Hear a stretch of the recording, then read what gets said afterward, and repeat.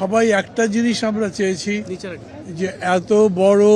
লড়াই করে জিতবার পরে তাকে একটা পরিণতিতে নিয়ে যাওয়ার জন্যে বেগম জিয়া আমাদের সাথে ততদিন পর্যন্ত থাকবেন, কিন্তু দুর্ভাগ্যজনকভাবে তাকে আমরা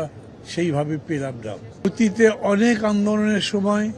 বিশেষ করে এরশাদ বিরোধী আন্দোলনের সময় তাকে যেরকম করে দেখেছি, যেরকম অবিচল, দৃঢ়, নিষ্ঠ এবং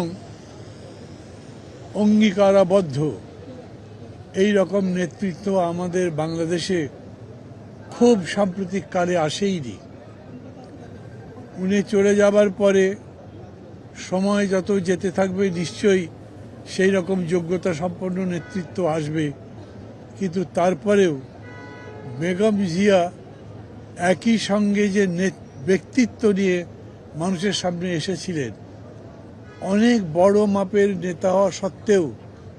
তাকে যেরকম সাধারণ মনে হতো,